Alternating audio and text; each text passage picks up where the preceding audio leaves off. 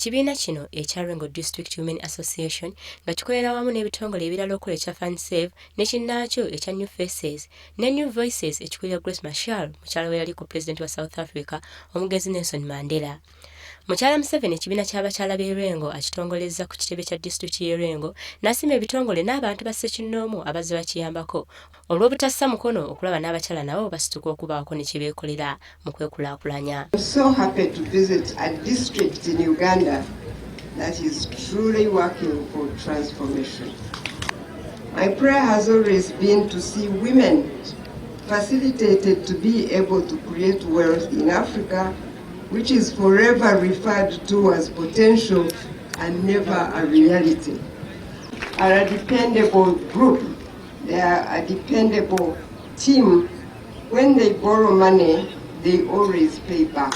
Mukyala Museveni agambye nti singa ebibiina by'abakyala bikwatirwako ebitongole ebyenjawulo ne bissaamu obwesiga tewali kuwannaanya kwonna nti abakyala basobola bulungi okwetandikirawo banka ezaabwe kubanga bo babeera n'obwesigwa bungi ku bigambo ebikwatagana n'essente okusinga abasajja.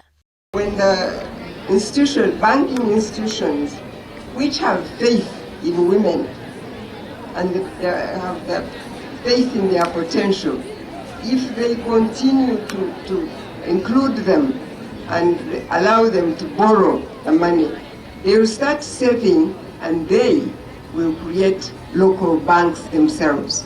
Eyakiikidde mukyala Machel ku mukolo guno n'atenderezza abakulembeze b'e Lwengo olw'okulengerera awala ne bassessira mu kutumbula embeera za Africa naddala abakyala. N'akiggumiza nti ekitongole kya New Faces Machel kyakulembera kirina enteekateeka z'okulaba nga abakyala bava mu bwavu. I should tell you that she appreciates the work you are doing to transform the lives of the people of this community. And she wants you to know that it is in keeping with the values of Nelson Mandela to fight for a life of dignity for all. But we also come together to celebrate the success of FinSave, which is a model for bringing financial access to women who are the majority of those that are financially excluded on this continent. Ssentebe wa disitulikiti y'e Lwengo Jeje Mutabazi ategeeza mukyala Museveni nti bafunvubidde okulaba ng'ekigendererwa ky'okulaakulanya abakyala e Lwengo tekizibirwa kkubo n'akuutira amawanga agali mu mukago gwa New Faces ne New Voices okukakasa nti bawa ebikoleddwa abakyala b'e Lwengo akatale okubakulaakulanya. Ekigendererwa kyaffe tulina ebintu bye tukola okugeza nga paper bags z'olabye wali twagala kuzituna mu supermarket Kampala abantu babufuna ssente. Bwe twakola partnership ne New Faces, New Voices abo boolaba bakutudde abo be baleese abantu bano. What we want from you is getting us wider markets in your countries where you have come from. We want to come and train your people. There is nothing else that we want from you. We want you to buy our stuff that these people are able to do. That is the relationship between us and you.